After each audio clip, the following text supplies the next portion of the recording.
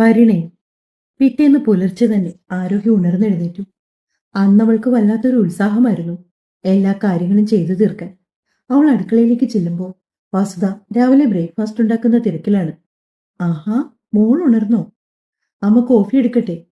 വേണ്ട, അമ്മ ചെയ്തോളൂ, ഞാൻ എടുത്തോളാം. അതും പറഞ്ഞുകൊണ്ട് ആരോഹി ഫ്ലാസ്കിൽ നിന്നും കപ്പിലേക്ക് അല്പം കോഫി പകർന്ന് സ്ലാബിൽ ചാരി വസുധയുടെ മുഖത്തേക്ക് നോക്കി നിന്നു. മോളെ, സാരിയുടെ ബ്ലൗസൊക്കെ സ്റ്റിച്ച് ചെയ്യണ്ടേ? വേണോ അമ്മേ? പക്ഷേ സാരി സാറിന്റെ കയ്യിലാ. ഇനിയിപ്പോ എന്ത് ചെയ്യും? ഉം, ഞാൻ എന്തായാലും സാറിനെ ഒന്ന് വിളിക്കാം. ഇന്ന് എനിക്ക് ഒരു ദിവസം ലീവ് തരാവോ എന്ന് ചോദിക്കാം. എങ്ങനെയാണെങ്കിൽ അവിടെ പോയി സാരി കളക്ട് ചെയ്തിട്ട് നമുക്ക് ബ്ലൗസൊക്കെ സ്റ്റിച്ച് ചെയ്യാൻ കൊടുക്കാൻ പോയാലോ? ഇനിയിപ്പോ അധികം ദിവസമില്ലല്ലോ. അതെ മോളെ, അത് തന്നെയാ നല്ലത്. വസുധ പറഞ്ഞതിന് മറുപടിയായി ഒന്ന് മൂളിക്കൊണ്ട് ആരോഗ്യ അക്ഷതിനെ കോൾ ചെയ്ത് നേരെ ഹോളിലേക്ക് നടന്നു. ഹലോ അച്ചുവേട്ടാ. Good morning Arohi. Good morning ഏട്ടാ. എന്താ പതിവില്ലാതൊരു ഫോൺ കോൾ? അത് പിന്നെ ഏട്ടാ, എന്താടോ, എന്താ കാര്യം? എനിക്കിന്നൊരു ദിവസം ലീവ് തരാമോ? എന്തു പറ്റി? ഇന്നലത്തെ തലവേദന കുറവില്ലേ? ഏയ്, അതൊക്കെ ഇന്നലെ തന്നെ മാറി. പിന്നെന്താ? എനിക്കിന്ന് പുറത്തൊക്കെ പോകേണ്ട ഒരു അത്യാവശ്യമുണ്ട്. എന്റെ സാരിയുടെ ബ്ലൗസ് സ്റ്റിച്ച് ചെയ്യാൻ കൊടുക്കണം. പിന്നെ വിവാഹത്തിന്റെ ഷോപ്പിംഗ്. ഇനി വിരലിൽ എണ്ണാവുന്ന ദിവസങ്ങളല്ലേ വിവാഹത്തിനുള്ളൂ. അതുകൊണ്ട് ഞാനിന്ന് ലീവ് എടുത്തോട്ടെ? ആരോഹി ചോദിച്ചു കഴിഞ്ഞതും അല്പനേരം അക്ഷിത മൗനമായി നിന്നു. എടോ, നമുക്കിന്ന് ഒന്ന് രണ്ട് കോൺഫറൻസ് ഉള്ളതല്ലേ? മാത്രമല്ല ഇനിയിപ്പോ വിവാഹത്തിനും മറ്റുമായി കുറച്ച് ദിവസം നമ്മൾ രണ്ടാള് എന്തായാലും ലീവ് എടുക്കേണ്ടി വരും. അതിന്റെ ഇടയ്ക്ക് ഇതുകൂടിയായാൽ അവൻ വീണ്ടും ആലോചനയോടെ നിന്നു. എങ്കിൽ പിന്നെ താനിന്ന് ഹാഫ് ഡേ ലീവ് എടുത്തു. എന്തായാലും രണ്ട് മീറ്റിങ്ങുകളും ഉച്ചയ്ക്ക് മുൻപല്ലേ അറേഞ്ച് ചെയ്തിരിക്കുന്നത്. അങ്ങനെ മതി. മൂളിക്കൊണ്ട് ആരോഗ്യ മറുപടി പറഞ്ഞു. ഏട്ടാ, പിന്നെ ഏട്ടൻ വരുമ്പോ എനിക്ക് വാങ്ങിയ മന്ത്രകൂടി കൂടി കൊണ്ടുവരുവോ? ബ്ലൗസൊക്കെ സ്റ്റിച്ച് ചെയ്യാൻ കൊടുക്കണം. ഞാൻ വരുമ്പോ എന്തായാലും മറക്കാതെ അതെടുത്തോണ്ട് വരാം. അക്ഷിതമായുള്ള സംഭാഷണം അവസാനിപ്പിച്ച് ശേഷം ആരോഹി നേരെ അടുക്കളയിൽ നിൽക്കുന്ന വസുതയ്ക്കരികിലേക്ക് ചെന്നു. എന്തു പറഞ്ഞ അക്ഷിത്? അമ്മ ഇന്ന് ഒഴിവാക്കാൻ പറ്റാത്ത കുറച്ച് മീറ്റിംഗ്സ് ഒക്കെ ഉണ്ട്. അതുകൊണ്ട് ഹാഫ് ഡേ ലീവ് തരാമെന്ന് പറഞ്ഞു. ഞാൻ 1 മണിയാകുമ്പോൾ ഓഫീസിൽ നിന്ന് ഇറങ്ങാം. ആ സമയം കണക്കാക്കി അമ്മ അവിടേക്ക് വന്നാൽ മതി. ശേഷം നമുക്ക് രണ്ടുപേർക്കും ഒരുമിച്ച് പോയി ഷോപ്പിംഗ് ഒക്കെ കഴിഞ്ഞ് ജ്വല്ലറിയിലേക്ക് പോകാം. അച്ഛൻ അവിടേക്ക് വരാമെന്നല്ലേ പറഞ്ഞത്? അതെ മോളെ, ഇന്ന് കളയാൻ സമയമില്ലാത്തത് കൊണ്ട് തന്നെ അങ്ങനെ ആരോഗ്യ വേഗം മുകളിലേക്ക് പോയി ഫ്രഷായി ഓഫീസിൽ പോകാൻ റെഡിയായി. അന്നൊരു ലെമൺ യെല്ലോ കളറിലെ കോട്ട് സെറ്റാണ് അവൾ ധരിച്ചത്. അവളുടെ വെളുപ്പ് നിറത്തിന് ആ നിറം നന്നായി ഇണങ്ങുന്നുണ്ടായിരുന്നു. മുടി ഒതുക്കി ഒന്നായി പിന്നിക്കെട്ടി അറ്റത്തെ ക്ലിപ്പിട്ടു. ശേഷം മുഖത്ത് നേർത്ത ചമയങ്ങളും നെറ്റിയിലൊരു കുഞ്ഞു പൊട്ടും ചുണ്ടിൽ അല്പം ലിപ്സ്റ്റിക്കും മാത്രം. ആരോഗ്യയുടെ ഒരുക്കങ്ങൾ പൂർണ്ണമായി. ഹാൻഡ് ബാഗ് എടുത്തുകൊണ്ടവൾ ധൃതിയെ താഴേക്ക് വന്നു. പെട്ടെന്ന് തന്നെ ബ്രേക്ക്ഫാസ്റ്റും കഴിച്ച് വസുധ നൽകിയ ലഞ്ച് വാങ്ങി ബാഗിലേക്ക് വെച്ച് അവൾ സ്കൂട്ടി എടുത്തു. അമ്മയോട് യാത്ര പറഞ്ഞുകൊണ്ട് അവൾ ഗേറ്റ് കടന്ന് പുറത്തേക്ക് പോയി. പഞ്ച് ചെയ്ത് ആരോഹി ക്യാബിനിലേക്ക് കയറി ചെല്ലുമ്പോൾ അക്ഷിത് അവിടെ തന്നെയുണ്ട്. അവനെ നോക്കി ഒന്ന് പുഞ്ചിരിച്ചുകൊണ്ടാണ് അവൾ അവളുടെ സീറ്റിലേക്ക് കയറിയിരുന്നത്. ആരോഹി, ഇന്നത്തെ ഫസ്റ്റ് മീറ്റിംഗ് ഒരു ഹാഫ് ആൻ അവർ നേരത്തെ ഷെഡ്യൂൾ ചെയ്യണം കേട്ടോ. അതെന്തു പറ്റി സർ? പെട്ടെന്ന് ടൈമിങ്ങിനൊരു മാറ്റം? എടോ, അത് നമ്മുടെ ആ ക്ലയന്റിന് ചെറിയൊരു അസൗകര്യം. അത് കഴിഞ്ഞിട്ട് അവർക്ക് മറ്റെന്തോ മീറ്റിംഗ് ഉണ്ട്. അതുകൊണ്ട് നമ്മളോട് ചോദിച്ചു അഡ്ജസ്റ്റ് ചെയ്യാൻ പറ്റുമെന്ന്. നമുക്കെന്തായാലും അതിനു മുമ്പ് വേറെ പ്രോഗ്രാംസ് ഒന്നും ഇല്ലല്ലോ. അതുകൊണ്ട് അതൊന്ന് അഡ്ജസ്റ്റ് ചെയ്തേക്ക്. ശരി സാർ. അത് പറഞ്ഞുകൊണ്ട് ആരോഗ്യ സിസ്റ്റത്തിലേക്ക് മുഖം പൂഴ്ത്തി. മീറ്റിംഗ് പറഞ്ഞതിനും 1/2 മണിക്കൂർ മുന്നേ ഷെഡ്യൂൾ ചെയ്തു. കൃത്യം 10 മണിയായപ്പോൾ തന്നെ ഫയലുകളും ലാപ്പും എടുത്തുകൊണ്ട് അവൾ അക്ഷതിന്റെ പിന്നാലെ കോൺഫറൻസ് റൂമിലേക്ക് ചെന്നു. ഏകദേശം 3/4 മണിക്കൂറോളം നീണ്ടുനിന്ന ഒരു കോൺഫറൻസ് മീറ്റിംഗ് ആയിരുന്നു അത്. മീറ്റിംഗ് എല്ലാം കഴിഞ്ഞ് ആരോഗ്യ ക്യാബിനിലേക്ക് വരുമ്പോൾ അക്ഷിത് തലയ്ക്ക് കൈകൊടുത്തിരിപ്പുണ്ട്. എന്തു പറ്റിയേട്ടാ? ഏയ്, ചെറിയൊരു ഹെഡേക്ക് പോലെ. ഞാനൊരു കോഫി എടുത്തിട്ട് വരട്ടെ? അവൾ ചോദിച്ചതിന് മറുപടിയായി മൂളിയതേയുള്ളൂ അക്ഷിത്. ആരോഹി നേരെ കോഫി മെഷീൻ്റെ അടുത്തേക്ക് പോയി ഒരു കപ്പിൽ കോഫിയും മറ്റൊരു കപ്പിൽ ടീയുമായിട്ട് നേരെ അക്ഷിതിന്റെ ക്യാബിനിലേക്ക് വന്നു. കോഫി അവന് നേർക്ക് നീട്ടി. ശേഷം ടീയുമായി സ്വന്തം ടേബിളിലേക്ക് പോയിരുന്നു. അക്ഷിത് വർക്ക് ചെയ്യുന്നതിനോടൊപ്പം തന്നെ കോഫിയും സിപ്പ് ചെയ്യുന്നുണ്ട്. ഇപ്പൊ എങ്ങനെയുണ്ട് ഏട്ടാ? കുറവുണ്ടോ? ആരോഗ്യ ചോദിച്ചു. അവൻ ചെറിയൊരു ചിരിയോടെ തലകുലുക്കി. ഉച്ചയ്ക്ക് ഇറങ്ങേണ്ടതുകൊണ്ട് തന്നെ ആരോഹി തിരക്കിട്ടായിരുന്നു വർക്കുകൾ ഓരോന്നും ചെയ്തു തീർത്തത്. ആരോഹി ഉച്ച കഴിഞ്ഞ് എന്താണ്, കാര്യമായി ഷോപ്പിംഗ് ആണോ? അക്ഷിത ചോദിച്ചു. ഏയ്, അങ്ങനെയല്ല സാർ. പെട്ടെന്ന് അബദ്ധം പിടിഞ്ഞതുപോലെ നാവ് കടിച്ച് ഒരു കണ്ണ് ചിമ്മി തുറന്നുകൊണ്ട് അവൾ അവനെ നോക്കി. അങ്ങനെ അല്ലേട്ടാ. പിന്നെ അച്ഛൻ പറഞ്ഞു ഇന്ന് വിവാഹത്തിന് ആവശ്യമായ ഓർണമെന്റ്സ് ഒക്കെ വാങ്ങാന്ന്. എടോ, ഞാനൊരു കാര്യം പറയട്ടെ തന്നോട്. എന്താ പറയേ? അത് അക്ഷത് പറയാൻ മടിക്കുന്നത് കണ്ടതും ആരോഹിക്ക് ആകാംക്ഷയായി. ഇത്രയും മടിച്ച് തന്നോട് അവൻ എന്ത് കാര്യമാണ് ചോദിക്കാനുള്ളതെന്ന് അവൾ ഒന്ന് ചിന്തിച്ചു. പറയേട്ടാ, എന്തിനാണ് എന്നോടിങ്ങനൊരു മുഖവുര? എടോ, തനിക്ക് വിവാഹത്തിന് വേണ്ടിയുള്ള ഓർണമെന്റ്സ് ഞാൻ വാങ്ങട്ടെ? പെട്ടെന്ന് അക്ഷിത് അങ്ങനെ ചോദിച്ചതും ആരോഹിയുടെ മുഖത്തെ തെളിച്ചം പാടെ മങ്ങിപ്പോയിരുന്നു. അത് വേണ്ട ഏട്ടാ. കുറച്ചു സമയം ഒന്ന് ആലോചിച്ചിരുന്ന ശേഷം ആരോഹി മെല്ലെ പറഞ്ഞു. വിവാഹത്തിന് ശേഷം ഏട്ടൻ എനിക്ക് വേണ്ടി എന്തു വാങ്ങി തന്നാലും ഞാൻ ഇരു കൈ നീട്ടി സ്വീകരിക്കും. പക്ഷെ ഇതെന്റെ അച്ഛൻ്റെ അമ്മയുടെ അവകാശമല്ലേ? തൽക്കാലം നമ്മളതില് കൈകെടുത്താതിരിക്കുന്നതാണ് നല്ലത്. അവൾ വളരെ സോഫ്റ്റായി അവനോട് ചോദിച്ചതും അവന്റെ മുഖത്ത് വീണ്ടും ഒരു പുഞ്ചിരി വിടർന്നു. എങ്കിലും അവൻ അങ്ങനെ ആവട്ടെ. കൃത്യം 1 മണിയായപ്പോൾ തന്നെ അക്ഷയോട് യാത്ര പറഞ്ഞ് ആരോഹി പുറത്തേക്ക് ഇറങ്ങി.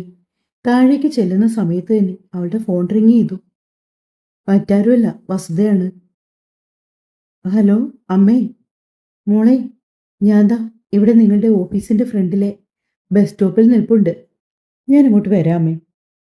അതും പറഞ്ഞുകൊണ്ട് ആരോഹി സ്കൂട്ടിയും എടുത്ത് നേരെ അവിടേക്ക് ചെന്നു. ശേഷം വസ്തുതയും കയറ്റിക്കൊണ്ട് ബൊട്ടിക്കിലേക്ക് പോയി.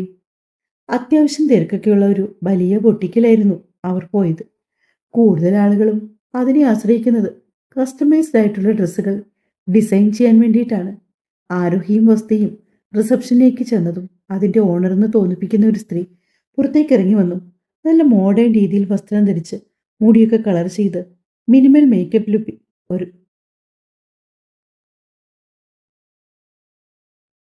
ഒരു എലഗൻ ലുക്ക് ഉണ്ടായിരുന്നു അവർക്ക്. ശാന്തി എന്നാണ് അവരുടെ പേര്.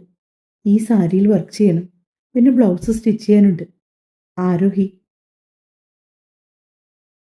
ശാന്തിയുടെ കണ്ണുകൾ വിടർന്നു വന്നു. ആരെയും മോഹിപ്പിക്കുന്നൊരു സാരി. കണ്ടാൽ തന്നെ അറിയാം നല്ല വിലയുണ്ടെന്ന്. നല്ല ഭംഗിയുണ്ടല്ലോ മോളെ ഈ സാരി. ഇതിനെത്രയാ റേറ്റ്? ആരോഹി വില പറയാൻ ഒന്നും മടിച്ചു.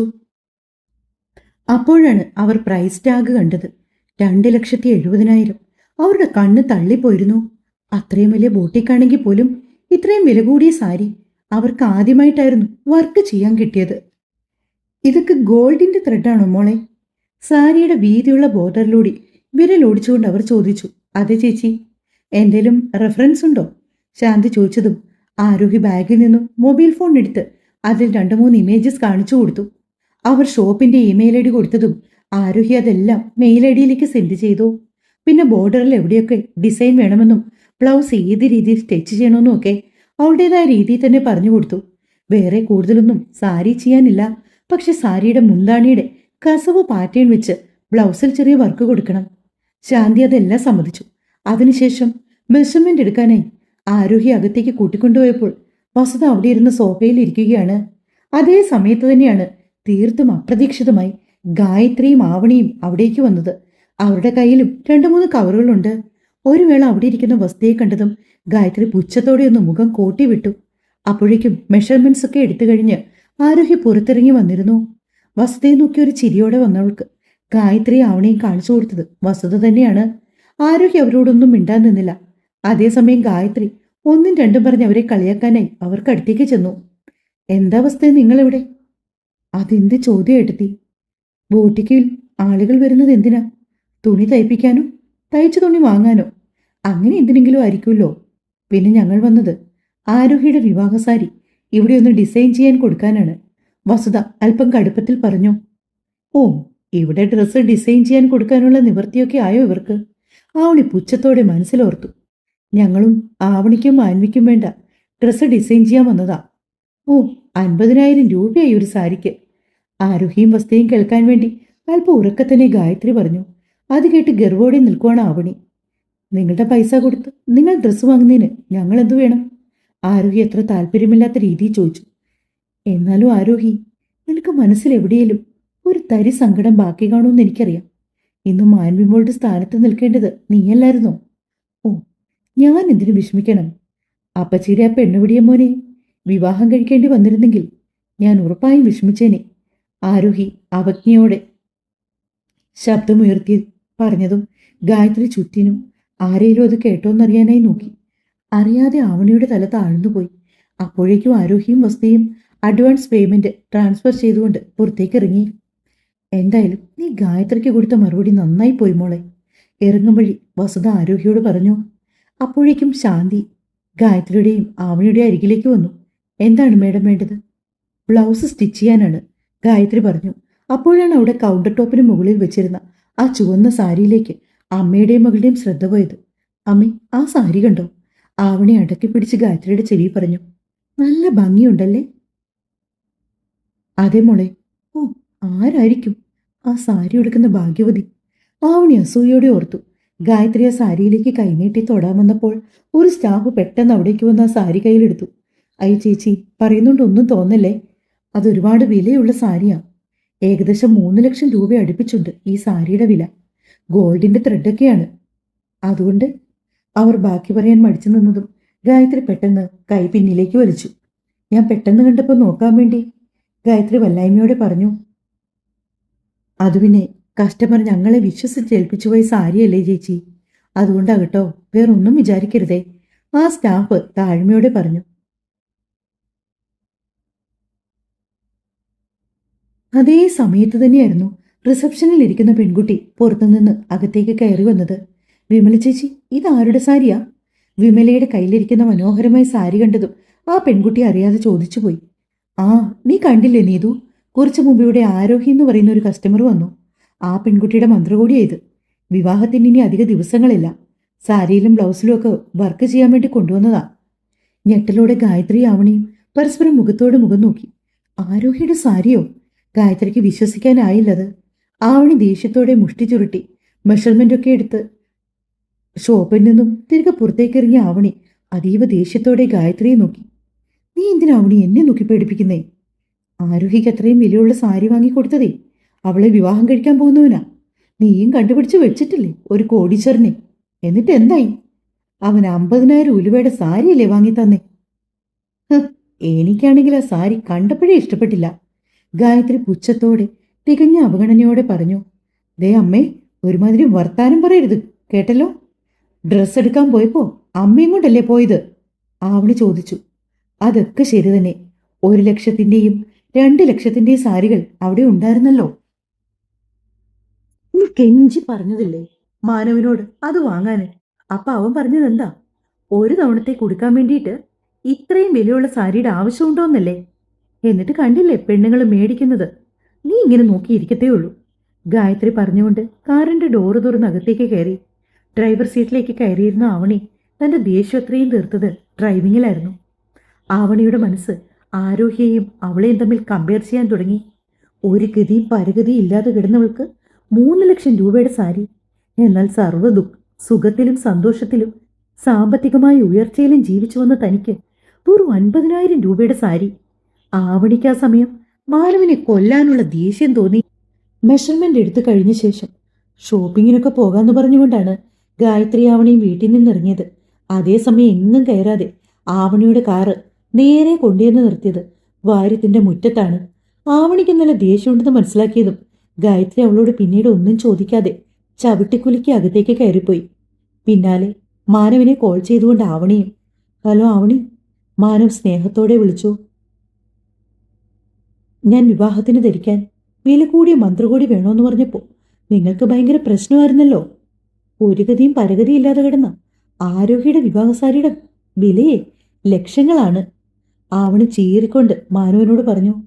അല്പസമയം വേണ്ടി വന്നു ആവണി പറഞ്ഞതിന്റെ പൊരുള് അവന് മനസ്സിലാക്കാൻ.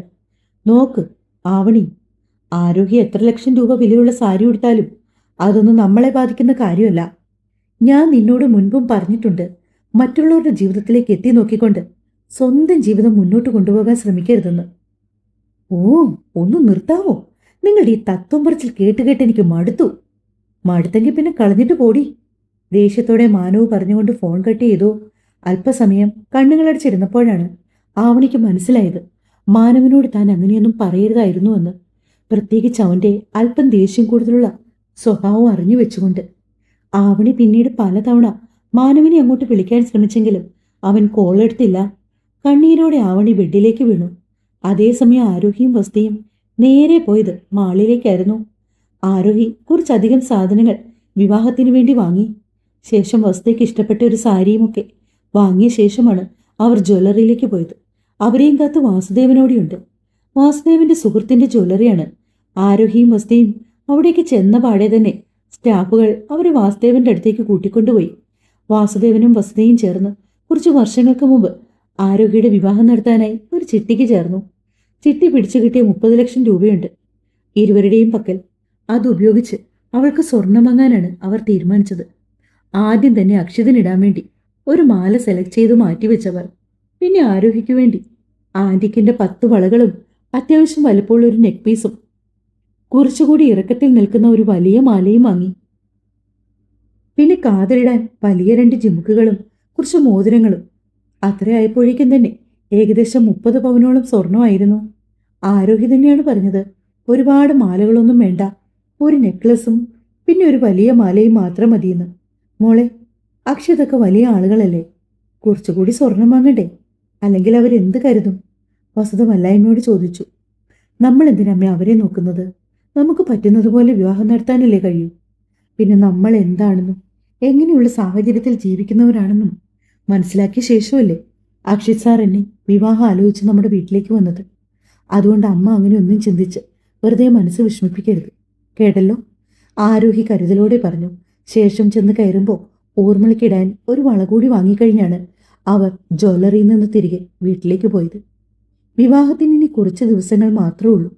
അതുകൊണ്ട് തന്നെ ആഭരണം തൽക്കാലം വീട്ടിൽ തന്നെ സൂക്ഷിക്കാൻ അവർ തീരുമാനിച്ചു. ദിവസങ്ങൾ പിന്നെയും അടർന്നു മാറി. ഇതിനിടയ്ക്ക് വീടും ഓഫീസുമൊക്കെയായി ആരോഹിയും അക്ഷിതും അവരുടെ പ്രണയം അങ്ങനെ മുന്നോട്ട് പോയിക്കൊണ്ടിരുന്നു. വിവാഹത്തിന് ഇനി 2 നാൾ കൂടി ബാക്കിയുള്ളൂ. ഇന്നു മുതലാണ് ആരോഹിക്ക് ലീവ് തുടങ്ങുന്നത്. ഇരു വീട്ടിലും വിവാഹത്തിനുള്ള ഒരുക്കങ്ങൾ തകൃതിയായി നടന്നുകൊണ്ടിരിക്കുകയാണ്. അപ്പോഴാണ് ആരോഹിയുടെ ഫോണിലേക്ക് അല്ലിയുടെ കോൾ വരുന്നത്. ഹലോ അല്ലി, എടത്തി സുഖമായിരിക്കുന്നോ? സുഖം മോളെ. എവിടെ വരെയായി അവിടുത്തെ ഒരുക്കങ്ങൾ? ഇവിടെ ഫംഗ്ഷനെല്ലാം ഓഡിറ്റോറിയത്തിൽ വെച്ചായതുകൊണ്ട് അങ്ങനെ വീട്ടിൽ പ്രത്യേകിച്ച് ഒരുക്കങ്ങളില്ല. പിന്നെ നമ്മുടെ കുറച്ച് റിലേറ്റീവ്സ് ഒക്കെ വന്നിട്ടുണ്ട്. അനന്യ അമ്മയൊക്കെ എന്ത് ചെയ്യുന്നു? അവരൊക്കെ ഓരോരോ തിരക്കുകളിലാണ്. എടത്തി, ഞാനിവിടെ ഇത്തിരി സമയം കിട്ടിയപ്പോഴാണ് ഓർത്തെ എടത്തിയെ വിളിച്ചിട്ട് കുറച്ച് ദിവസമായല്ലോ എന്ന്. അല്ലി പറഞ്ഞപ്പോൾ മറുപടിയായി ആരോഗ്യം ഒന്ന് ചിരിച്ചതേ ഉള്ളൂ. എടത്തിക്ക് ടെൻഷനുണ്ടോ വീട്ടുകാരിയൊക്കെ വിട്ട് ഇവിടേക്ക് വരുന്നതിൽ? അല്ലി ഇങ്ങനെയാണ്, നെല്ലിക്കച്ചാക്കിൻ്റെ കുത്തഴിച്ചു വിട്ടതുപോലെ സംസാരമാണ് അവൾക്ക്. 1 പറഞ്ഞ് 2 പറഞ്ഞ് ചിലപ്പോൾ വിളിച്ചാൽ ഫോൺ വെക്കില്ല, മണിക്കൂറുകളോളം സംസാരിക്കും. അപ്പോൾ ആരോഗ്യ അത്ഭുതത്തോടെ ഓർക്കാറുണ്ട്, അക്ഷയത് പോലും തന്നോട് ഇത്രയും നേരം ഫോണിൽ കൂടി സംസാരിക്കില്ലല്ലോ എന്ന്. ഏയ്, എനിക്കെന്താ ടെൻഷൻ, അവിടെ അല്ലി ഉണ്ടല്ലോ. അതാണ് ഏട്ടത്തി. അല്ലേലും ഏട്ടത്തി പൊളിയല്ലേ. അതൊക്കെ പോട്ടെ, ഞങ്ങളുടെ വിവാഹം പ്രമാണിച്ച് 2 ആഴ്ച മുമ്പേ അല്ലി ലീവിലാണെന്ന് ഏട്ടൻ പറഞ്ഞ് ഞാൻ അറിഞ്ഞു. അത് പിന്നെ എൻ്റെ ഏട്ടത്തി, ഞങ്ങളുടെ ഒരേ ഒരു ഏട്ടൻ്റെ വിവാഹമല്ലേ, അതുകൊണ്ട് അതിൻ്റെ കുറച്ച് പ്രിപ്പറേഷൻസ് ഒക്കെ ഉണ്ട്. പിന്നെ എൻ്റെ ക്ലാസ് കഴിയാറായതുകൊണ്ട് കുഴപ്പമില്ല. ഇനിയിപ്പോൾ പ്രോജക്റ്റും അതിൻ്റെ സബ്മിഷനും ഒക്കെയാ. ഞാനതൊക്കെ ഓൾറെഡി എല്ലാം ചെയ്ത് റെഡിയാക്കി വെച്ചു. ആഹാ, ബ്രില്യൻ്റ് ആണല്ലോ അല്ലി. ഏയ്, അത്ര ബ്രില്യൻ്റ് ഒന്നും അല്ല ഏട്ടത്തി, നമ്മളൊരു എബോവ് ആവറേജ് സ്റ്റുഡൻ്റാ. അല്ലിയോട് സംസാരിച്ചുകൊണ്ടിരിക്കുന്ന നേരത്താണ് ആരോഗ്യയുടെ ഫോണിലേക്ക് അക്ഷിതിൻ്റെ കോൾ വന്നത്. അല്ലി, അച്ചോട്ടൻ വിളിക്കുന്നുണ്ട്, ഞാൻ കുറച്ച് കഴിഞ്ഞ് അങ്ങോട്ട് വിളിക്കാം. കുഴപ്പമില്ല ഏട്ടത്തി, ഏട്ടത്തി ഏട്ടനോട് സംസാരിച്ചോ. പറഞ്ഞുകൊണ്ട് അല്ലി കോൾ കട്ട് ചെയ്തത് ആരോഗ്യ അക്ഷിതിൻ്റെ കോളെടുത്ത് ഫോൺ ചെവിയിലേക്ക് ചേർത്ത് വെച്ചു. ആരോഹി, അക്ഷിത് നീട്ടി വിളിച്ചപ്പോൾ കണ്ണുകൾ ഇറുക്കിയടിച്ച് അവൻ തൻ്റെ തൊട്ടരികിൽ നിന്ന് വിളിക്കും പോലെ ആരോഗ്യ അവൻ്റെ ശബ്ദത്തിന് കാതോർത്തു. അച്ചേട്ടാ, അല്ലി വിളിച്ചുകൊണ്ടിരിക്കുമായിരുന്നു, ഇപ്പോഴവൾ ഫോൺ വെച്ചത്. ഏട്ടൻ എവിടാ? എടോ, ഞാൻ പുറത്താണ്, അത്യാവശ്യമായിട്ടൊരു മീറ്റിംഗ് ഉണ്ട്. നമ്മുടെ ഒരു ക്ലയൻറ്റ് പെട്ടെന്ന് വന്നു. അവർ ആക്ച്വലി നെക്സ്റ്റ് മന്ത് മീറ്റ് ചെയ്യാന്നാ പറഞ്ഞേ. അതുകൊണ്ട് ഞാൻ ഇതാ അവിടേക്ക് പോയിക്കൊണ്ടിരിക്കുക. ആരാ ഡ്രൈവ് ചെയ്യുന്നേ? ഞാൻ തന്നെ. എന്താടോ, ഞാൻ ഏട്ടനോട് പറഞ്ഞിട്ടില്ലേ ഡ്രൈവ് ചെയ്തുകൊണ്ടിരിക്കുമ്പോൾ ഫോൺ ചെയ്യരുതെന്ന്? ഏട്ടൻ ഫ്രീ ആകുമ്പോൾ വിളിച്ചാൽ മതി. അപ്പോഴേക്കും വസുധ ആരോഹിയെന്ന് വിളിച്ചുകൊണ്ട് അവളുടെ മുറിയിലേക്ക് വന്നു. ഫോണിലൂടെ തന്നെ അക്ഷിതും ആ ശബ്ദം കേട്ടു. അമ്മ വിളിക്കുന്നുണ്ടല്ലോ, താനെങ്കിൽ പിന്നെ അങ്ങോട്ട് ചെല്ല്. ശരിയേട്ടാ. ആരോഗ്യയുടെ വിവാഹം പ്രമാണിച്ച് വാര്യത്തു നിന്ന് മുത്തച്ഛനും മുത്തശ്ശിയും എല്ലാവരും 2 ദിവസം മുന്നേ എത്തിയിരുന്നു. വാര്യത്തു നിന്ന് ആരോഗ്യമൊക്കെ ഇപ്പോൾ താമസിക്കുന്ന വീട്ടിലേക്ക് അധിക ദൂരം ഇല്ലാത്തതിനാൽ ഇടയ്ക്കിടയ്ക്ക് ശബരിയും വരാറുണ്ട് കാര്യങ്ങളൊക്കെ അന്വേഷിച്ചറിയാൻ. വാസുദേവനും വസുതയും തിരക്ക് പിടിച്ച ഓട്ടത്തിലാണ്. വീട്ടിൽ വരുന്ന ബന്ധുക്കളെ സൽക്കരിക്കലും വിവാഹത്തിന് പങ്കെടുക്കാൻ കഴിയാത്തവരുടെ വകയുള്ള ഫോൺ കോളുകളും ഒക്കെയായി വസുതയെ അങ്ങനെ കാണാനേ കിട്ടാറില്ല. ആരോഹി, നീ ഒന്ന് താഴേക്ക് വന്നേ. എന്താമേ? മോളെ, ആലപ്പുഴയിലുള്ള നമ്മുടെ ചെറിയമ്മയൊക്കെ വന്നു. അവർക്ക് വിവാഹത്തിനൊന്നും വരാൻ കഴിയില്ല. കുട്ടികൾക്ക് പരീക്ഷയാണത്രേ. അതുകൊണ്ടാണ് നേരത്തെ വന്നത്.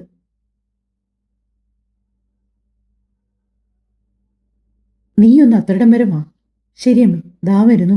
പറഞ്ഞുകൊണ്ട് ആരോഹി കണ്ണാടിയിൽ മുഖവും നോക്കി മുടി ഒതുക്കി വെച്ചുകൊണ്ട് പതുക്കെ താഴേക്ക് ഇറങ്ങി വന്നു. ആലപ്പുഴയിലുള്ള സുമതി ചെറിയമ്മയും ഭർത്താവും 2 മക്കളുമായിരുന്നു. ഒരാൾ 10ലും ഒരാൾ +2ലുമാണ് പഠിക്കുന്നത്. 2 പേർക്കും പരീക്ഷ ആയതുകൊണ്ട് ക്ലാസ് ഒന്നും കളയാൻ പറ്റില്ല. അതാണ് അവർ നേരത്തെ വന്നത്. ആ, ദാ ആരോഹി ചേച്ചി വന്നമ്മേ. ആരോഹിയെ കണ്ടപ്പോൾ ചെറിയമ്മയുടെ മകൾ ഉറക്ക വിളിച്ചു പറഞ്ഞു. ചെറിയമ്മ ആരോഹിക്ക് അടുത്തേക്ക് നടന്നു വന്നു അവളുടെ കവിളിൽ തഴുകി. സുഖമല്ലേ മോളെ നിനക്ക്? സുഖമായിട്ടിരിക്കുന്നു ചെറിയമ്മേ. പിന്നെ ഏറെ നേരം അവൾ അവരോടൊക്കെ ഇരുന്ന് വർത്താനം പറഞ്ഞു. ഒരു ദിവസം കഴിഞ്ഞിട്ട് പോകാമെന്ന് വസതി ഒരുപാട് നിർബന്ധിച്ചിട്ടും അവർക്ക് അന്ന് തന്നെ പോയേ പറ്റൂന്നാണ്. പിന്നീട് കുട്ടികളുടെ എക്സാമൊക്കെ കഴിഞ്ഞ ശേഷം എല്ലാവരും കൂടി കുറച്ച് ദിവസം നിൽക്കാനായി വീട്ടിലേക്ക് വരാമെന്ന് ഉറപ്പ് നൽകിയിട്ടാണ് അവർ പോകാനിറങ്ങിയത്. പോകാനിറങ്ങും മുമ്പ് സുമതി ചെറിയമ്മ ബാഗിൽ കരുതിയ ബോക്സിൽ നിന്നും ഒരു വളയെടുത്ത് ആരോഹിയുടെ കയ്യിലേക്ക് ഇട്ടുകൊടുത്തു. അതൊന്നും വേണ്ടിയിരുന്നില്ല. സുമേ, ഇതെന്താ ഇതൊക്കെ? അത് കണ്ടുകൊണ്ട് വന്ന വസ്ത അവരെ നോക്കി പറഞ്ഞു. കിടക്കട്ടെ ചേച്ചി, എന്തൊക്കെ പറഞ്ഞാലും അവൾ എന്റെയും കൂടി മോളെ. അത്രയും പറഞ്ഞ് ആരോഹിയുടെ തലയിൽ കൈവച്ച് അവളെ അനുഗ്രഹിച്ചുകൊണ്ട് അവർ പോയി. ആരോഹിയും വസ്തയും തിരികെ അകത്തേക്ക് കയറി. ഇനി കല്യാണപ്പെണ്ണിന് എന്റെ വകയൊരു സമ്മാനം കൂടി ഉണ്ട് കേട്ടോ. മുത്തശ്ശി പറഞ്ഞതും ആരോഹി ഇടം കണ്ണിട്ടുന്ന വസ്തയെ നോക്കിക്കൊണ്ട് പുരിക ഉയർത്തി എന്താണെന്ന് ചോദിച്ചു. എനിക്കൊന്നും അറിയില്ല എന്ന അർത്ഥത്തിൽ വസുത ചുമൽ താഴ്ത്തി കളഞ്ഞു. അപ്പോഴേക്കും അവർ ഒരു ചെറിയ തടിപ്പെട്ടിയുമായി അവിടേക്ക് വന്നു. കുട്ടി, ഇങ്ങടുത്തേക്ക് വന്നേ. അതൊരു ആമാടപ്പെട്ടിയാണ്. വസതിക്കരികിൽ നിന്ന് ആരോഗ്യയെ കൈയാട്ടി വിളിച്ചുകൊണ്ട് മുത്തശ്ശി സോഫയിലേക്കിരുന്നു. പിന്നെ കൈവശമുണ്ടായിരുന്ന ആ ചെറിയ തടിയുടെ പെട്ടി തുറന്നു. ആരോഗ്യയുടെ കണ്ണ് മിഴിഞ്ഞുപോയി. അതിനുള്ളിൽ സ്വർണ്ണമായിരുന്നു. എനിക്കിതൊന്നും വേണ്ട മുത്തശ്ശി. പെട്ടെന്ന് അങ്ങനെ പറയാനാണ് അവൾക്ക് തോന്നിയത്. അത് നീയല്ലല്ലോ തീരുമാനിക്കേണ്ടത്. ഇത് ഞാൻ എൻ്റെ കൊച്ചുമോൾക്ക് തരുന്നതാ. അതുകൊണ്ട് മിണ്ടാണ്ട് ഇതങ്ങ് വാങ്ങിയാൽ മതി, കേട്ടല്ലോ? മുത്തശ്ശി അല്പം കടുപ്പത്തോടെ പറഞ്ഞതു. പിന്നെ ആരോഗ്യമൊന്നും മിണ്ടിയില്ല. വസുത പൊട്ടിവന്ന ചിരി കടിച്ചു പിടിച്ചുകൊണ്ട് അങ്ങനെ തന്നെ നിന്നു. ലക്ഷ്മി ദേവിയുടെ 8 രൂപങ്ങൾ കൊത്തിവെച്ച പരമ്പരാഗത അഷ്ടലക്ഷ്മി വളയൊരെണ്ണം ആ ബോക്സിൽ നിന്ന് എടുത്തവർ. ശേഷം ആരോഗ്യയുടെ വലം കൈയിലേക്ക് അത് ഇട്ടുകൊടുത്തു. പിന്നെ അതുപോലെ തന്നെ മറ്റൊരെണ്ണം എടുത്ത് അവളുടെ ഇടം കൈയിലും. നല്ല ഭംഗിയുണ്ട്, അവർ സ്വയം പറഞ്ഞു. ആരോഗ്യയുടെ വെളുത്ത് ചുവന്ന കൈകളിൽ ആ സ്വർണ്ണവള പറ്റിച്ചേർന്ന് കിടക്കുന്നത് കാണാൻ ഒരു പ്രത്യേക ചന്തം ഉണ്ടായിരുന്നു. പിന്നീട് അത്യാവശ്യം നീളത്തിലുള്ള ഒരു പാലക്കാമാലയും എടുത്ത് ആരോഗ്യയുടെ കഴുത്തിലേക്ക് ചേർത്ത് വെച്ചു. ഇതൊക്കെ ഞാൻ വിവാഹം കഴിഞ്ഞ് കയറി വരുമ്പോൾ നിങ്ങളുടെ മുത്തശ്ശൻ്റെ അമ്മ എനിക്ക് സമ്മാനമായി തന്നതാ. ഇനി എനിക്കിത് കൊടുക്കാൻ മറ്റാരുമില്ല. ആവണിയുടെ സ്വഭാവം വെച്ച് എന്തു കൊടുത്താലും ഒരു നന്ദിയില്ലാത്ത വർഗമാ. അതുകൊണ്ട് ഇതൊന്നും അവൾക്ക് കൊടുക്കാനും ഞാൻ ഉദ്ദേശിച്ചിട്ടില്ല. എല്ലാം എൻ്റെ കുട്ടിക്കുള്ളതാ. വാത്സല്യത്തോടെ ആരോഗ്യയുടെ മുടിയിലൂടെ തഴുകിക്കൊണ്ട് അവരോരോന്നും അത്രമേൽ ഇഷ്ടത്തോടെ അവളുടെ കഴുത്തിലേക്ക് തന്നെ ചേർത്ത് വെച്ചു. ബഹളവും തിരക്കുമൊക്കെയായി ആ ദിവസവും പെട്ടെന്ന് കഴിഞ്ഞു പോയി. നാളെയാണ് ആരോഗ്യയുടെ അക്ഷതിൻ്റെയും വിവാഹം. ഉച്ചയാകുമ്പോൾ മെഹന്തി ഇടാന്ന് പറഞ്ഞ് കുട്ടികൾ വരും. അതിനു മുൻപേ തന്നെ ഏകദേശം കാര്യങ്ങളൊക്കെ ഒതുക്കി തീർക്കണം. രാവിലെ തന്നെ പോയവൾ നെയിലാർട്ടൊക്കെ ചെയ്തു. സാരി കിണങ്ങുന്ന രീതിയിലുള്ള നെയിൽ പോളിഷ് ഉപയോഗിച്ചിട്ടുള്ള നെയിലാർട്ടാണ് ചെയ്തത്. ഉച്ച കഴിഞ്ഞ ശേഷം മെഹന്തി ആർട്ടിസ്റ്റുകൾ വന്നു. ആരോഗ്യ അവളുടെ മുറിയിൽ തന്നെയാണ് ഇരുന്നത്. ഒരുപാട് നേരം കൈ നിവർത്തിപ്പിടിച്ചിരുന്നതും ആരോഗ്യ വല്ലാതെ ടയേർഡായി. ഉറക്കം വരുന്നെങ്കിൽ അവളോട് ഉറങ്ങിക്കോന്ന് പറഞ്ഞ് ആ കുട്ടികൾ അവരുടെ ജോലി തുടർന്നു. കൈമുട്ട് വരെ 2 കൈയിലും കാൽപാദത്തിലുമായി അവൾ മെഹന്തി ഇട്ടു. കുറഞ്ഞത് 6 മണിക്കൂറെങ്കിലും മെഹന്തി അങ്ങനെ തന്നെ വെച്ചിരിക്കണമെന്നാണ് അവർ പറഞ്ഞത്. ആളും ആരവങ്ങളും ഒഴിഞ്ഞു. സമയം ഏകദേശം രാത്രിയോടടുത്തു. ആരോഗ്യക്കുള്ള ഭക്ഷണവുമായി മുറിയിലേക്ക് വന്നതാണ് വസുധ. അവർ വരുമ്പോൾ കാണുന്നത് കട്ടിൽപ്പടിയിൽ ചാരി എന്തൊക്കെയോ കാര്യമായി ആലോചിച്ചിരിക്കുന്ന ആരുഹിയാണ്. കയ്യിൽ മെഹന്തി ഉണങ്ങിയിട്ടുണ്ടെങ്കിലും മടിയിൽ വെച്ചിരിക്കുന്ന തലയിണയുടെ മുകളിലേക്കാണ് അവൾ കൈവച്ചിരിക്കുന്നത്. മോളെ, നിനക്ക് വിശക്കുന്നില്ലേ? എത്ര നേരമായി ഈ ഇരിപ്പിരിക്കാൻ തുടങ്ങിയിട്ട്? കൈയൊന്ന് കഴുകിയിട്ട് ആഹാരം കഴിക്കാമേ. ആ കുട്ടിയോട് പ്രത്യേകം പറഞ്ഞതല്ലേ, കുറഞ്ഞത് 6 മണിക്കൂറെങ്കിലും കഴിഞ്ഞിട്ടേ കൈ കഴുകാവൂന്ന്. തൽക്കാലം അമ്മ വാരിത്തരാം.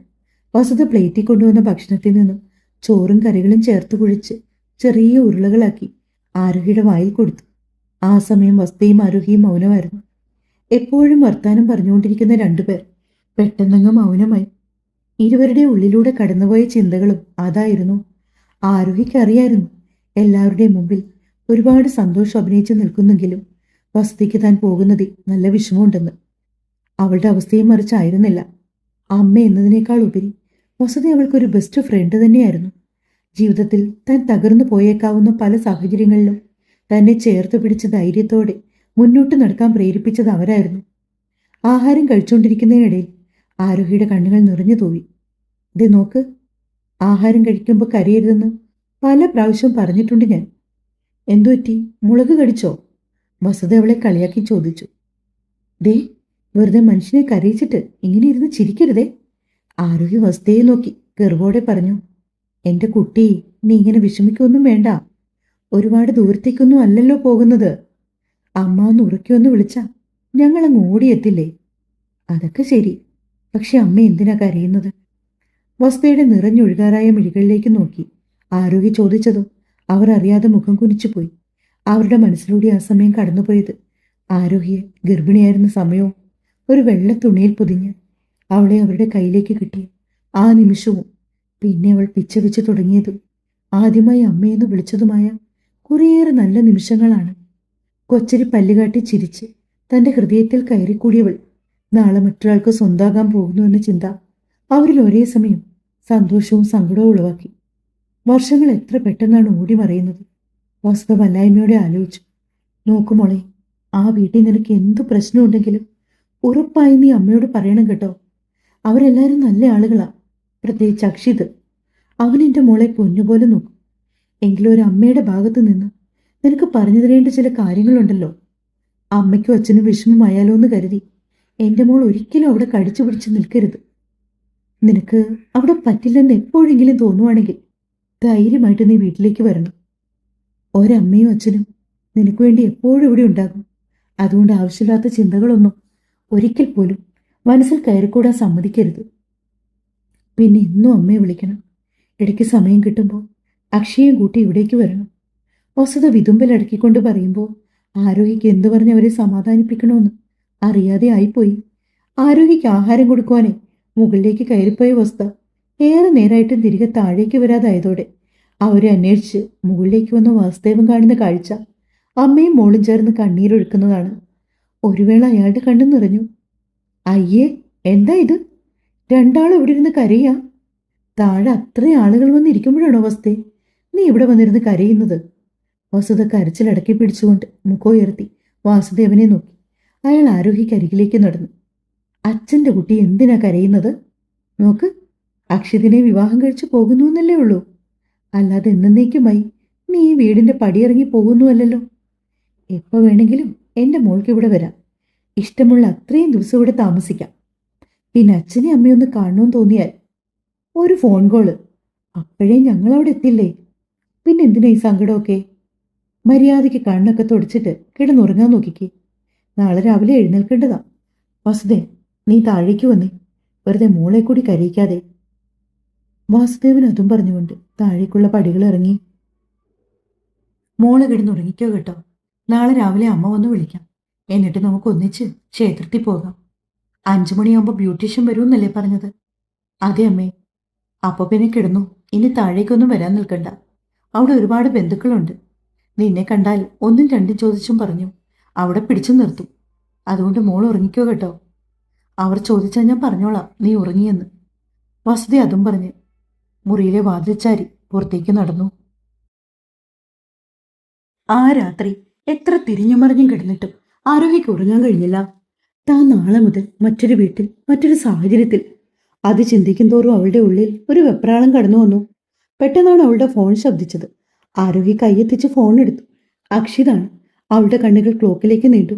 സമയം ഏകദേശം 11:30 കഴിഞ്ഞിരിക്കുന്നു. ഹലോ, താൻ കിടന്നില്ലേ? ഇല്ല ഏട്ടാ, ഉറക്കം വന്നില്ല. എനിക്ക് തോന്നി തനിക്ക് ഈ രാത്രി ഉറക്കം ഉണ്ടാവില്ലെന്ന്. അതാണ് ഞാൻ വിളിച്ചത്. എന്താടോ, ടെൻഷനാണോ? ഏയ്, അങ്ങനൊന്നുമില്ല. പിന്നെ പെട്ടെന്ന് എല്ലാരെയും വിട്ട് വരണമല്ലോ എന്ന് ഓർക്കുമ്പോ. നോക്കാരോഹി, താൻ ആരെയും വിട്ട് എങ്ങോട്ടും വരുന്നില്ല. തനിക്ക് ഇഷ്ടമുള്ളപ്പോൾ തന്റെ വീട്ടിൽ പോകാം. അച്ഛൻ്റെ അമ്മയുടെയും കൂടെ നിൽക്കാം. പിന്നെ കുറച്ചു ദിവസം അവരോട് നമുക്കൊപ്പം വന്ന് നിൽക്കാനും പറയാം. ഞാൻ ഉറപ്പ് തരുന്നു, ആരോഹിക്ക് ഒരിക്കലും അവരെ മിസ് ചെയ്യില്ല. എനിക്കറിയാം തനിക്ക് അതൊക്കെ ഓർത്ത് വലിയ ടെൻഷനായിരിക്കുമെന്ന്. തൽക്കാലം താൻ മനസ്സമാധാനമായിട്ട് കിടന്നുറങ്ങുക. അതൊക്കെ പോട്ടെ, ഏട്ടൻ എന്താ ഉറങ്ങാതിരിക്കുന്നത്? ആരോഹി ചോദിച്ചു. നാളെ നമ്മുടെ ലൈഫിലെ ബിഗ് ഡേ അല്ലേ? സത്യം പറഞ്ഞാൽ നാളെ ഈ സമയം താൻ എൻ്റെ ഒപ്പം ആയിരിക്കുമല്ലോ എന്ന് ഓർത്തിട്ട് എനിക്ക് വല്ലാത്ത സന്തോഷം തോന്നുന്നുണ്ട്. അക്ഷിത് പറഞ്ഞത് ആരോഗ്യയുടെ ചൊടികളിൽ ഒരു പുഞ്ചിരി വിടർന്നു. എടോ, താൻ വെറുതെ ഉണർന്നിരുന്ന് സമയം കളയണ്ട. ഉറങ്ങാതിരുന്നാൽ താൻ നാളെ ക്ഷീണിച്ചു പോകും. അതുകൊണ്ട് സ്വസ്ഥമായിട്ടൊന്ന് കിടന്നുറങ്ങുക കേട്ടോ. ഗുഡ് നൈറ്റ് ഏട്ടാ. Good night. അക്ഷിത് ഫോൺ വെച്ച ആരോഹിക്ക് ഓർമ്മ വന്നത് ആദ്യമായി അക്ഷിതിനെ താൻ കണ്ട നിമിഷമാണ്. അന്ന് സ്വപ്നത്തിൽ പോലും അവൾ ചിന്തിച്ചിരുന്നില്ല ഒരിക്കലും ഈ അക്ഷിത് തന്റെ ഭർത്താവായി മാറുമെന്ന്. ജീവിതം ചിലപ്പോൾ അങ്ങനെയാണ്. ഒട്ടും പ്രതീക്ഷിക്കാത്ത ആളുകളെ ആയിരിക്കും നമ്മുടെ ജീവിതത്തിലേക്ക് ചേർത്ത് വെക്കുന്നത്. മറിച്ച് നമ്മൾ പ്രതീക്ഷയോടെ കാത്തിരിക്കുന്ന പലരും ചില അപ്രതീക്ഷിത നിമിഷങ്ങളിൽ നമ്മളിൽ നിന്ന് അകന്നു പോവുകയും ചെയ്യും. എത്ര വിചിത്രമാണല്ലേ ജീവിതം. ആരോഹി ഓർത്തു. എന്തൊക്കെയോ ആലോചിച്ചു കിടന്നാണ് അവൾ ഉറങ്ങിയത്. രാവിലെ വസുധ മുറിയിലേക്ക് കയറി വന്ന് വിളിക്കുമ്പോഴാണ് ആരോഹി ഉറക്കമുണരുന്നത്. മോളെ, 4 മണിയായി, എഴുന്നേക്ക്. വസുധ അവളെ കുലുക്കി വിളിച്ചു. കണ്ണും തിരുമ്മി ആരോഹി എഴുന്നേറ്റു. ഗുഡ് മോർണിംഗ് അമ്മേ. Good morning. വസുധ കയ്യിൽ കരുതിയ കാപ്പി ആരോഹിക്ക് കൊടുത്തു. ദാ, ഈ കോഫി കുടിച്ചിട്ട് വേഗം പോയി ഫ്രഷ് ആയി വന്നേ. 5 മണിക്ക് ബ്യൂട്ടീഷ്യൻ വരുന്നതിന് മുമ്പ് ക്ഷേത്രത്തിലൊക്കെ പോകണ്ടേ? ആരോഹി നോക്കുമ്പോ വസുധ തലയിൽ തോർത്തൊക്കെ കെട്ടിവെച്ച് നിൽക്കുവാണ്. അമ്മ ഇത്ര രാവിലെ കുളിച്ചോ? ഞാൻ 3 മണിയായപ്പോഴേ എണീറ്റു. ക്ഷേത്രത്തിൽ പോയി വന്ന ശേഷം മുടി ഉണക്കാൻ അമ്മ കൂടി ഹെൽപ്പ് ചെയ്യാം. അതൂതും ചിന്തിച്ചു നിൽക്കാതെ ആരോഹി വേഗം ഫ്രഷായി പുറത്തേക്ക് ഇറങ്ങി വന്നു. ഒരു ധാവണിയെടുത്ത് കൊടുത്തവൾ. ആരോഹി താഴേക്ക് വരുമ്പോ മറ്റാരും ഉണർന്നിരുന്നില്ല. വാസുദേവൻ പുറത്ത് കാറുമായി വെയിറ്റ് ചെയ്യുന്നുണ്ട്. വാസുദേവനും വസുതയും ആരോഹിയും ഒരുമിച്ചാണ് ക്ഷേത്രത്തിലേക്ക് പോയത്. ക്ഷേത്രത്തിൽ പോയി ഭഗവാനോട് മനമുരുകി പ്രാർത്ഥിച്ചു അവൾ. തനിക്കും അക്ഷിതിനും നല്ലൊരു കുടുംബജീവിതം നൽകണമെന്നും ഒപ്പം ഇന്ന് അച്ഛനെയും അമ്മയും വിട്ടുപിരിഞ്ഞു പോകുമ്പോൾ തനിക്ക് ആ നിമിഷം അതിജീവിക്കാനുള്ള ക്ഷമ തരണമെന്നുമായിരുന്നു അവളുടെ പ്രാർത്ഥന. ക്ഷേത്രത്തിൽ നിന്നും മടങ്ങി വരുമ്പോൾ തന്നെ വീട്ടിലുണ്ടായിരുന്ന ബന്ധുക്കളെല്ലാവരും ഉറക്കം ഉണർന്നിട്ടുണ്ടായിരുന്നു. അപ്പോഴേക്കും തന്നെ ബ്യൂട്ടീഷ്യനും വന്നു. അതിനു മുമ്പായി തന്നെ വസുധ ആരോഗ്യയുടെ മുടിയെല്ലാം ഉണക്കി കൊടുത്തു. മുഖത്ത് അത്യാവശ്യം നല്ല രീതിയിൽ തന്നെ മേക്കപ്പ് ഒക്കെ ചെയ്തു. ചുവന്ന സാരി ഞൊറിഞ്ഞെടുത്ത് ഒരു പ്രത്യേക ഭംഗിയുണ്ടായിരുന്ന ആരോഹിക്ക്. നീളൻ മുടിയിഴകൾ പിന്നിയെടുത്ത് അതിൽ നിറയെ പൂവ് വെച്ചു. കണ്ണാടി കണ്ട തന്റെ പ്രതിബിംബത്തിലേക്ക് ആരോഹി സന്തോഷത്തോടെ നോക്കി നിന്നു. ഒരു നിമിഷം ഈ വേഷത്തിൽ അക്ഷിത തന്നെ കാണുമ്പോഴുള്ള അവന്റെ മുഖഭാവം എന്താണെന്ന് ആലോചിച്ചതും ആരോഹിയുടെ കവിളിലേക്ക് ഒരു ചുവപ്പ് ഇരച്ചെത്തി. റെഡിയായി പടിക്കെട്ടിലോടി താഴേക്ക് ഇറങ്ങി വരുന്ന ആരോഹിയെ കണ്ടതും താഴെ ഹോളിലുണ്ടായിരുന്ന ബന്ധുക്കളെല്ലാവരും കണ്ണെടുക്കാതെ നോക്കി നിന്നു. വാസുദേവനും വസ്തിയും അവൾക്ക് വേണ്ടി വാങ്ങിയ ആഭരണങ്ങളും പിന്നെ മുത്തശ്ശി നൽകിയ ആഭരണങ്ങളും കൂടി ആയപ്പോഴേക്കും അത്യാവശ്യം ദേഹം മൊത്തം നിറഞ്ഞു കിടക്കുന്ന രീതിയിൽ സ്വർണമുണ്ടായിരുന്നു അവൾക്ക്. പിന്നീട് വീട്ടിൽ എല്ലാവർക്കും ദക്ഷിണയൊക്കെ കൊടുത്ത് എല്ലാവരുടെയും അനുഗ്രഹം വാങ്ങി വാസ്തയുടെയും വാസ്തവിന്റെയും കൈകൾ പിടിച്ചുകൊണ്ട് ആരോഹി ആ വീടിന്റെ പടിയിറങ്ങി. ആ നിമിഷം പെട്ടെന്നൊരു വേദന വന്ന് അവളുടെ ഉള്ളിൽ കൊളുത്തി വലിച്ചെങ്കിലും അവളത് തന്നെ കൊണ്ടാകും പോലെ മറച്ചു പിടിച്ച് എല്ലാവർക്കും മുമ്പിൽ സന്തോഷത്തോടെ നിന്നു. അച്ഛന്റെയും അമ്മയുടെയും മുഖത്തേക്ക് നോക്കുമ്പോൾ താൻ തളർന്നു പോകുന്നു. അവൾ മഹാദേവനോട് പ്രാർത്ഥിച്ചുകൊണ്ട് കണ്ണുകൾ ഇറുക്കി അടച്ചു നിന്നു. തുടരും. കഥ വായിച്ച് ഇഷ്ടമെങ്കിൽ സപ്പോർട്ട് തന്നിട്ട് പോണേ. സബ്സ്ക്രൈബ് ചെയ്യാത്തവർ ദയവ് ഇതൊന്ന് സബ് ചെയ്യണേ. സ്നേഹത്തോടെ നിങ്ങളുടെ സ്വന്തം മിത്ര. Thank you.